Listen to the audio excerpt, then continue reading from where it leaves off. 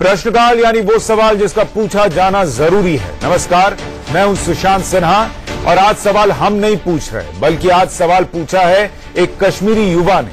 सवाल उन तमाम अलगाववादी नेताओं से जो कश्मीर में इन युवाओं की आवाज बने फिरते हैं या आवाज बनने का दावा करते हैं। युवक का सवाल ऐसा कि अलगाववादी नेता गिलानी पानी पानी हो गए।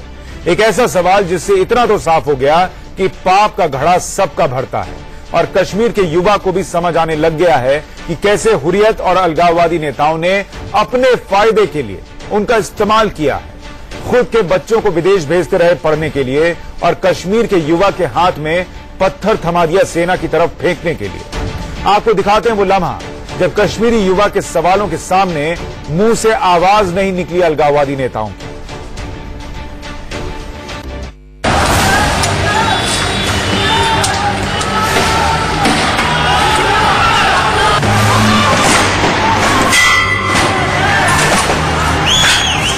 कश्मीर में पढ़ने लिखने वाले युवकों को भड़काकर उनके हाथ में पत्थर थमाने वाले, उनकी जान से खेलने वाले और अपने बच्चों को एसी कमरों में बंद रखने वाले, उन्हें अच्छी अच्छी नौकरी में लगाकर रखने वाले, बिजनेस में लगाने वाले अलगाववादी नेताओं को कश्मीर में ही तमाचा पड़ रहा है। उन पर सवाल खड़े हो रहे हैं। सवाल खड़े करने वाला अब कोई और नहीं, उन्हीं के बीच का युवा है जो अब उनके इशारे पर नाचने को तैयार नहीं। और ये युवा क्या कह रहा है, जरा उसे सुनिए।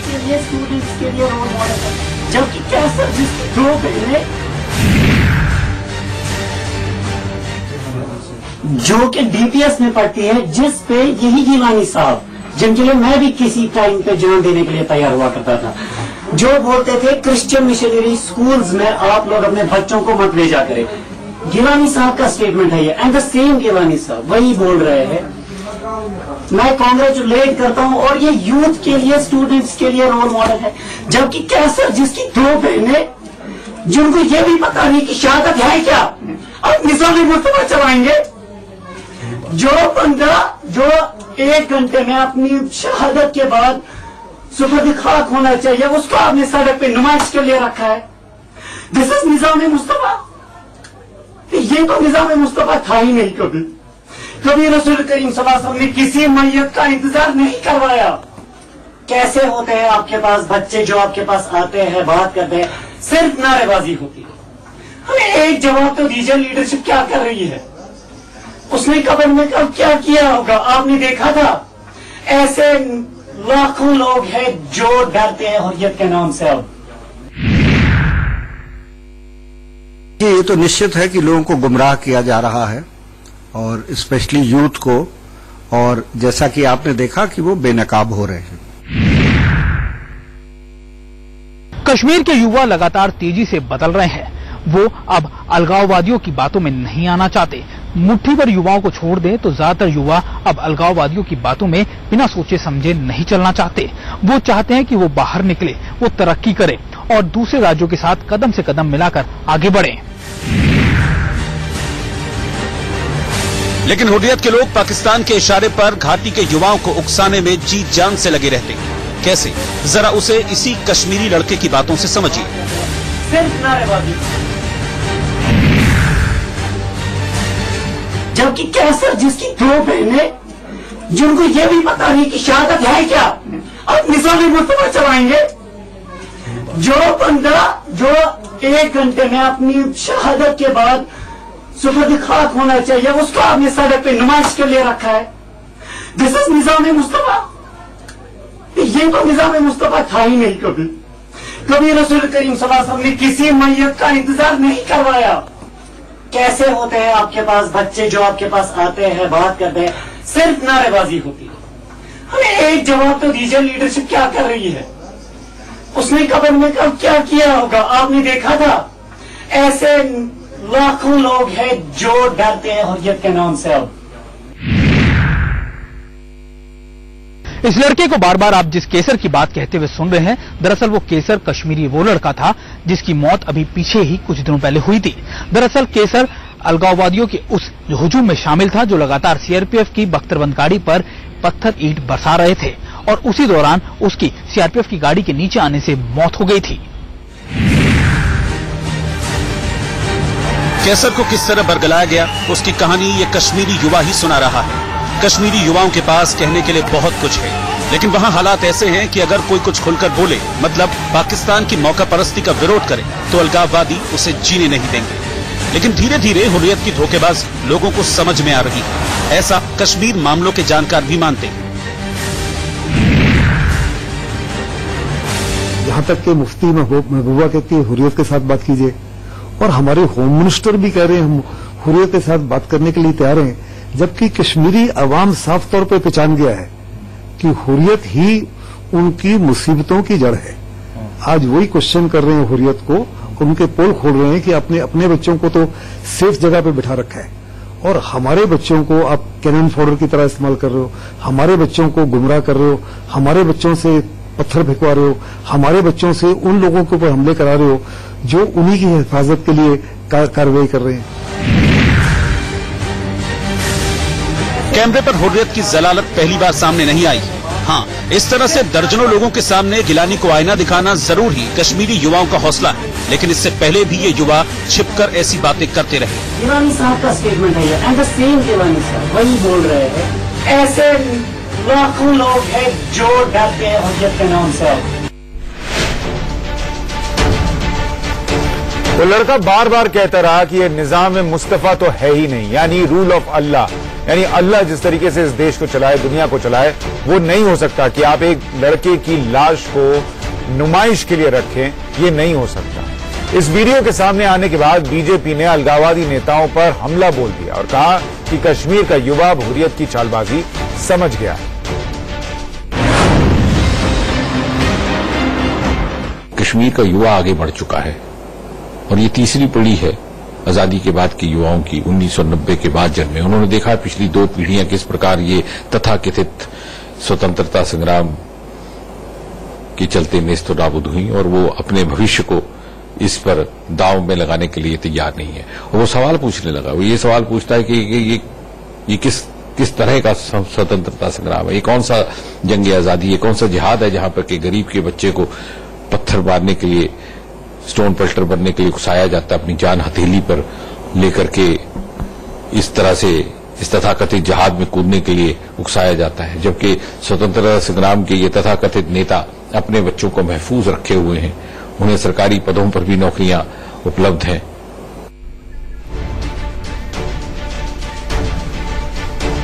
एक लड़के ने सच बोल दिया तो तूफान खड़ा हो गया। जरा सोचिए, जिस दिन पूरा कश्मीर इन हुर्रियत नेताओं को दौड़ाएगा तो क्या हालत होगी, और अगर आप किसी के इशारे पर नाचेंगे तो कितने दिन नाचेंगे। अभी हाल ही में एनआईए ने इन हुर्रियत नेताओं के एक एक ठिकाने को खंगालना शुरू किया, तो जो बातें सामने आई उसमें कहा गया कि 1500 करोड़ रुपए की फंडिंग पाकिस्तान घाटी इनके लिए करता है। पत्थर फेंकने वालों के रेट इस्लामाबाद में तय होते हैं। कश्मीर में हथियार उठाने वालों को सैलरी और ट्रेनिंग पाकिस्तान आर्मी देती है। लेकिन इन सारी बुरी खबरों के बीच अच्छी खबर यह है कि अब कश्मीर के युवाओं को ही ये सारा खेल समझ में आने लगा है। पाकिस्तान की शह पर कश्मीर में हर पत्थर, हर तरह की हिंसा के रेट तय हैं। युवाओं से कहा जाता है कि तुम पढ़ाई लिखाई छोड़ो और पत्थर फेंको। शाम को 500 रुपए लो और घर जाओ। ऐसा करने के लिए सिर्फ पिछले 8 साल में मीरवाइज जैसे हुर्रियत के अलगाववादी नेताओं को पाकिस्तान से 1500 करोड़ रुपए आए हैं। अभी हाल ही में एनआईए ने फारूक अहमद डार, जावेद अहमद और नईम खान से पूछताछ की, जिसमें तीनों ने बेशर्मी से यह कबूला कि हाँ उन्हें पैसे मिलते हैं और गिलानी को पाकिस्तान से अलग अलग तरीके से पैसे मिलते हैं। कश्मीर में 14 और दिल्ली में 8 जगहों पर छापेमारी हुई, जिसमें कई चीजें बरामद हुई। एनआईए की जांच में ये बात सामने आई कि ट्रकों में बादाम की बोरियों के बीच पैसों की बोरियां पाकिस्तान से भेजी जाती। इसके अलावा हवाला के जरिए पैसे भेजे जाते हैं।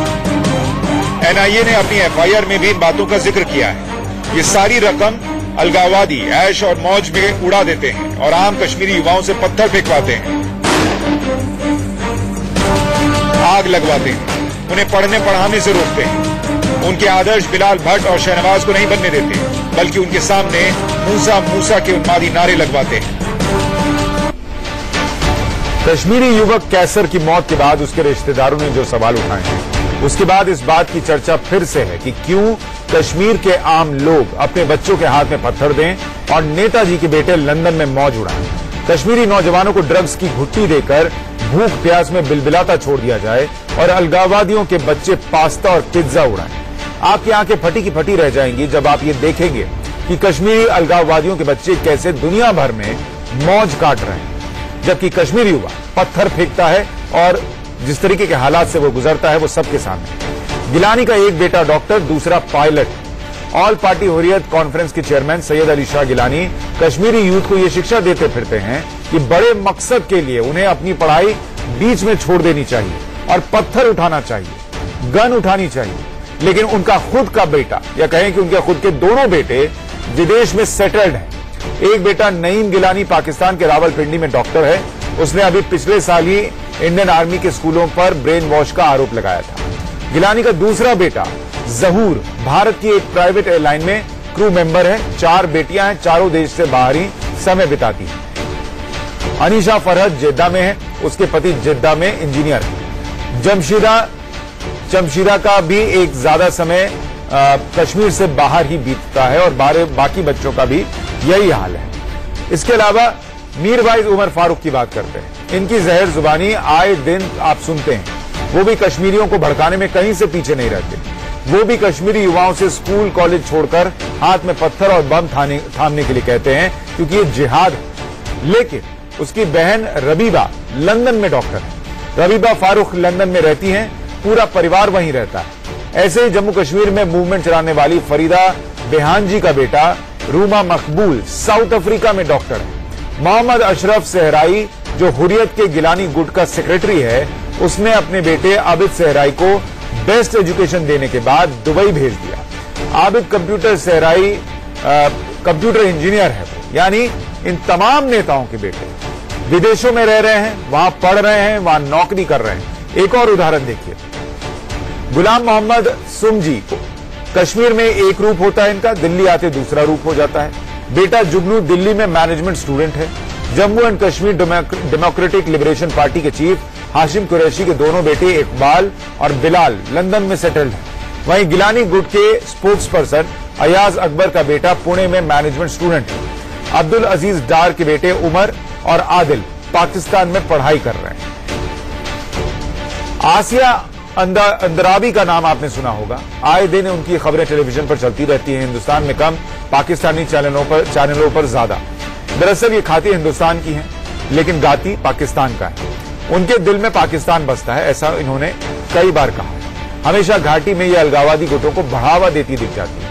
लेकिन बहन को पाकिस्तान भी नहीं, मलेशिया भेज रखा है। मरियम पूरे परिवार के साथ मलेशिया में है। इंडिया न्यूज को खबर है कि अपने बेटे मोहम्मद बिन कासिम को भी मलेशिया में सेटल करने में जी जान से जुटी हुई है। कासिम पहले इस्लामिक टेक्नोलॉजी यूनिवर्सिटी मलेशिया से टेक्नोलॉजी में इंजीनियरिंग कर रहा है, लेकिन अब सेटल होने के लिए मलेशिया सरकार से पासपोर्ट मिलने में दिक्कत हो रही है। फिलहाल वो ऑस्ट्रेलिया में पढ़ाई कर रहा है। यानी ये तमाम नेता अपने भाई बहनों को, अपने बच्चों को विदेश भेजते हैं, अच्छे अच्छे कॉलेज भेजते हैं पढ़ने के लिए, जीवन में सेटल होने के लिए।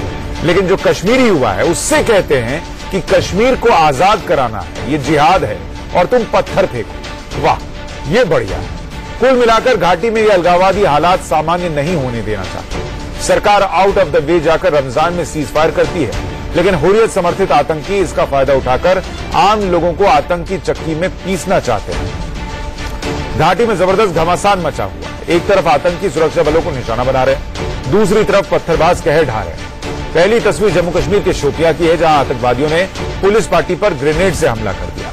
पिछले 4 दिनों के अंदर घाटी में आतंकवादियों का यह 10वां ग्रेनेड से हमला था। बाटपोरा चौक पर हुए इस हमले में पुलिसकर्मी और स्थानीय नागरिकों समेत 16 लोग घायल हो गए। दूसरी तस्वीर पुलवामा की, जहां पत्थरबाजों ने सुरक्षा बलों की गाड़ी पर एक बार फिर हमला किया।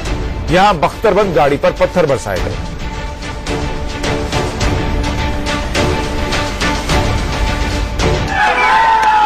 उनके जो बच्चे हैं आज सरकार में बड़ी पोस्टों पर नौकरियां कर रहे हैं और अच्छी जगह पढ़ रहे हैं और दूसरों के बच्चों को खराब किया जाता है।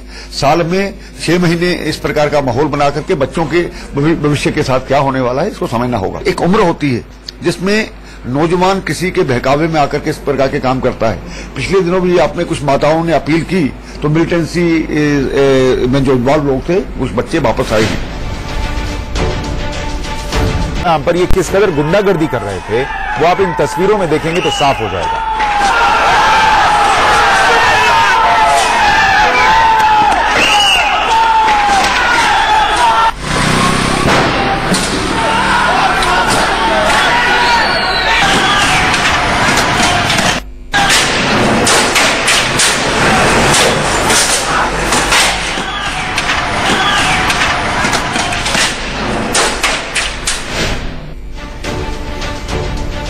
इसी हंगामे के बीच कोई गलती से गाड़ी के नीचे आ जाए तो उस पर अलग से हंगामा होता है।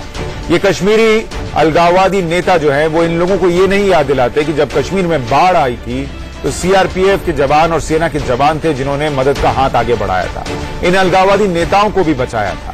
लेकिन उन्हीं युवाओं के मन में फिर से जहर भरते हैं और अपने बच्चों को विदेश में पढ़ने के लिए भेजते हैं। आज युवाओं ने सवाल पूछना शुरू किया। वक्त दूर नहीं है जब कश्मीर का हर युवा ये समझेगा और सवाल पूछेगा कि आखिर इस तरीके की स्थिति क्यों बनाई जा रही है। प्रश्नकाल में आज के लिए नमस्कार।